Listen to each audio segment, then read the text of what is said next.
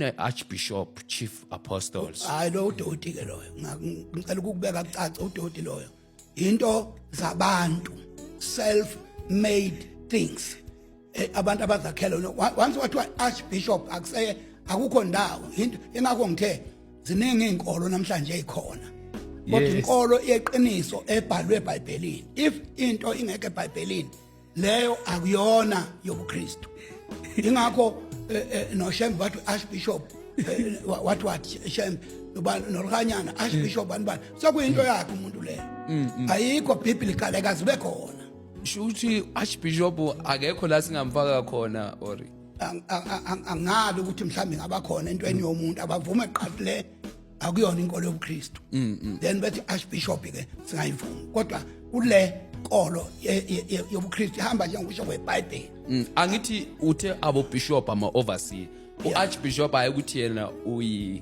nayo ayikho overseer into engaphezulu ukabishop ayikho into engaphezulu ushithi i-elder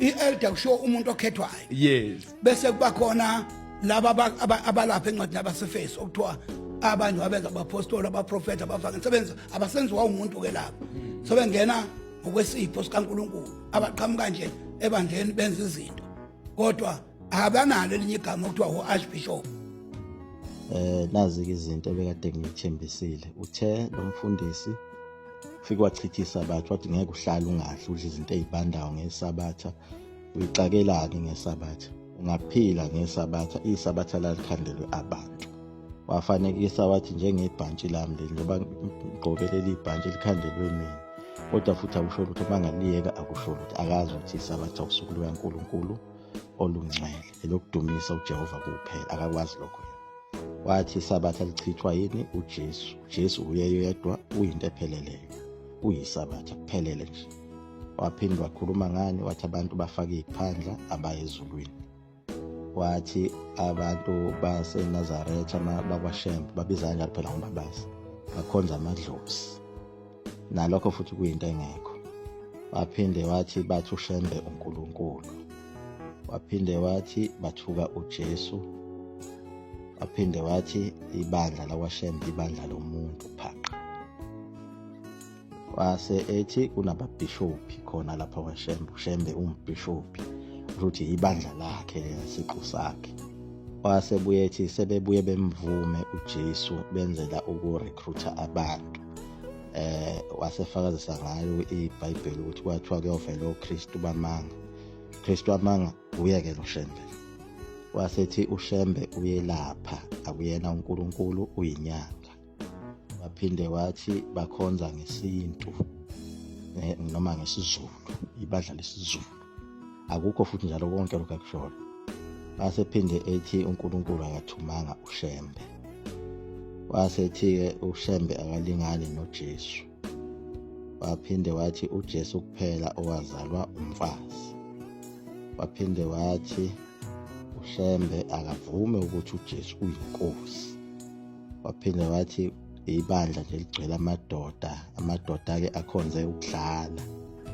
wasephinde ekhuluma ngani isithembu wathi lapha kutatshwa nje abafazi abakhethwe ebhentshini uthathe noma 20 kwabafazi akukho njalo yonke lento ayishoyo sazokuchaza nokwesithembu waphinde wathi futhi ezolwini kufuneka abakholwa kuJesu kuphela waphinde wathi kwaShembe alikho izulu abanalo izulu waphinde wathi kwaShembe uShembe akekho eBhayibhelini abanalo futhi iBhayibheli waphinde wathi inkolo yesizulu waphinde wathi bagqoka imvunulo kodwa ukhulume kahle ngemvunulo wathi hayi eyimvunulo ayisona isona wasephinde ekhuluma wathi ke uma ufuna ukuya ezulwini hlukana noShembe washo nokuthi uShembe ugcwele kakhulu eKZN nalokho futhi akulona iqiniso ngisho eSwazini akhona amaNazaretha Mozambique Zimbabwe Botswana akazi njalo yena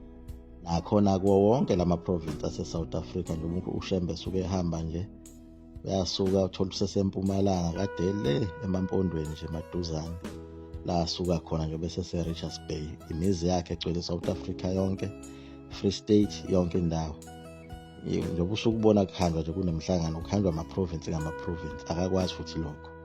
Waphinde wathi idlozi loNkulunkulu wakwaShembe. Wase yaphinde yasho ukuthi idlozi umoya kaSathane.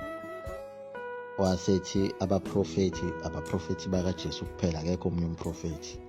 Nalokho kusakhuluma into engekho futhi ngoba uKristu abekho abaprofethi. Waphinde wathi amaNazaretha-ke ayafoja, abantu bakwaShembe beyibiza ngamaNazaretha bayafoja, bathatha indawo la kwakhula khona uJesu ayondliwa khona, sebethi noJesu wayumNazaretha. Nalokho futhi-ke kuyageja lapho uJesu kubhalwe khona eBhayibhelini ukuthi uwumNazaretha straight. Wathi lezi zinto bayithatha kwi-Old Testament la kunomNazaretha ongagundi khona. Wathi isivumelwano esidala konke lokho nesabatha isivumelwano esidala yonke lento eyichitha. Wathi ngalesi sikhathi nabantu ababesagcotshwa ngamafutha, kodwa umuntu akagcotshwa ngamafutha, ugcotshwa umoya oyingcwele. Asazi ukuthi usuqhamuka phela umoya oyingcwele ngoba akekho oyibonayo leyo nto. Waphinde futhi wathi-ke uma ba-challenger bayahluleka ukuphendula bese beyakushaya.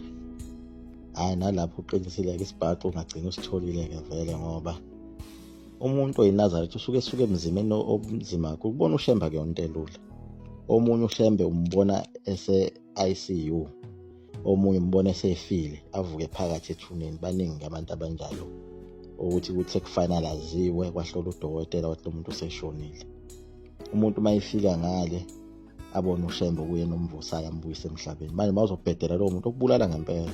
Sokusanenhlanhla futhi mawusathola lo ufuna ukukushaya. Omunye nje thina nje impela mawume kahle impela kufanele impela induku, ngoba vele neBhayibheli lisho njalo ukuthi hayi uma umuntu ethuka uJehova uNkulunkulu wakhe ezweni lakho uNkulunkulu wasezweni lakho, lowo muntu lo ufanele ukufa. Olukhulumile-ke iqiniso futhi mayethi uNazaretha buyona inkolo yobuKristu.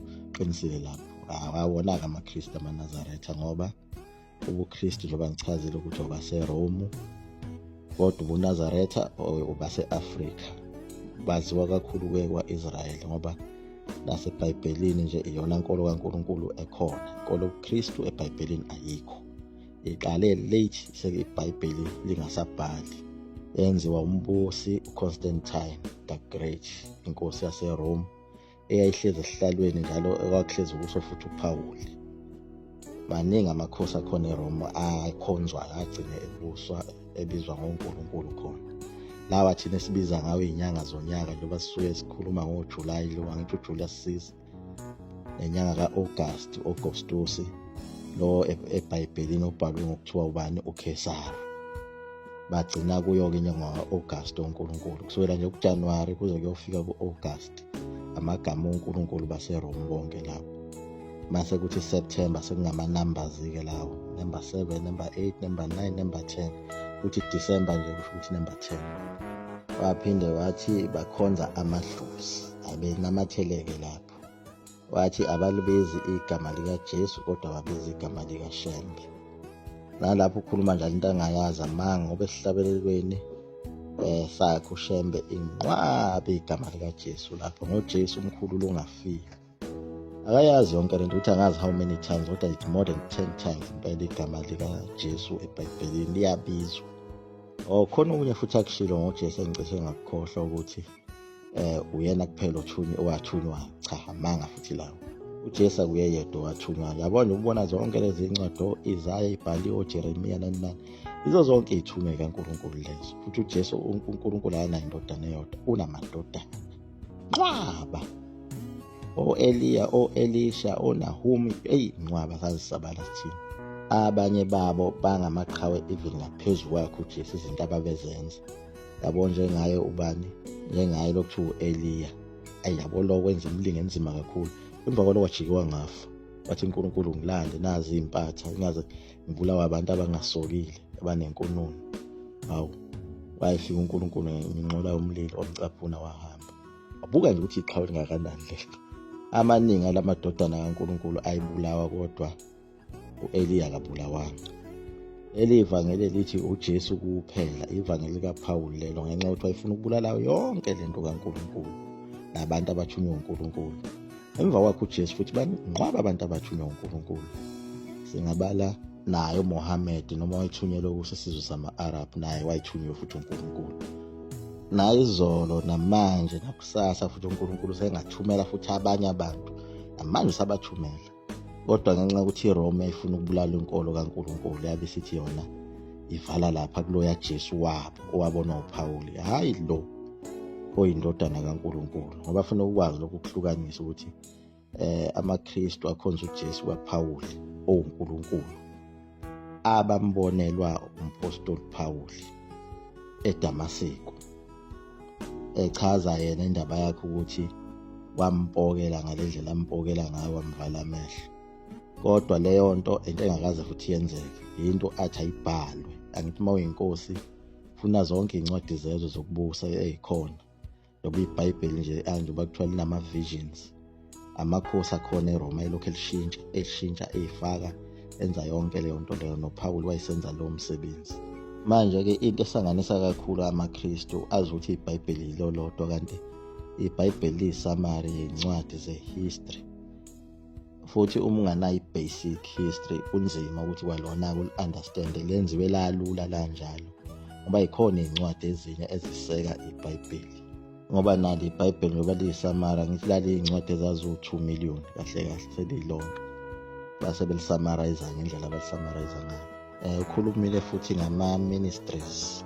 Ama-ministries-ke ilamahlubuka akubo ubuKristu, njengoba vele amabandla amaningi obuKristu angamahlubuka aseRoma. Ibandla nje lobuKristu kahle kahle iRoman Catholic Church. Kwase kuphuma amahlubuka amaningi. Lawo mahlubuka aphuma ngalesi sikhathi Constantine the Great ukukhanda nje lobu buKristu. Kwaphela iminyaka kwaze kwafika ko-400 AD, uma sekufika enye inkosi ifike yena ibone ngomunye umbono kulobu buKristu lobu, ethi no, bese kuphume futhi elinye ibandla. Kuba kuze kufika komaWeseli noma Luthela, ngithi maWeseli kwaba uJohn Wesley na uMaluthela kanjalo, sekufika ikhathi zoMartin Luther. Lawo-ke amahlubuka amadala, wonke lokho kusuke kuzwa oma-Anglican Church, o-American Board, lokho sekuthiwa uyi-ECC namhlanje, omasheshi, onke lawo mabandla lawo, amabandla amadala angamahlubuka amaRoma. Aphinde kwaphela iminyaka kwavela amanye amahlubuka, njengoba namhlanje sekuphumeke la mahlubuka kuthiwa ama-ministries, aphuma kula mabandla ayekade ehlubukile, ehlubuka kwamanye, kodwa nawo lawo mabandla ayesukaphi eRome, okuyiyona umbrella yakho konke ubuKristu. Nakuwo futhi ama-ministries kusazophinde kube khona abahlubukayo futhi kuwo lama-ministries. Kodwa nje igama eligoqa yonke into ubuKristu lobakhuluma ngawe nayitshela ukuthi kunezulu. Qinisile impela izulu lakhona eRome. iRome futhi iyona eyasungula bona obishop laba ababalayo zonke lezi zinto zakhe ibala o-archbishop, yonke leyo nto, izinto ezakhandwa khona eRome ngalesi sikhathi soPope Gregory. Ibona oqala ukusungula lento, sekuqala kungena nawoma-pope, zonke lezo zinto. Into kabona ngayo-ke labantu abangamaKristu, umukelekile ukuthi ungayikhethela ukuduka kwakho, kodwa musu ugxeka abanye abantu ubagxeka ngamanga, yabo, ungazange uwenze research yakho kahle. Inkinga yobuKristu nje ileyo, ngoba yabona ubuKristu bubuduka obumnandi obungenankinga.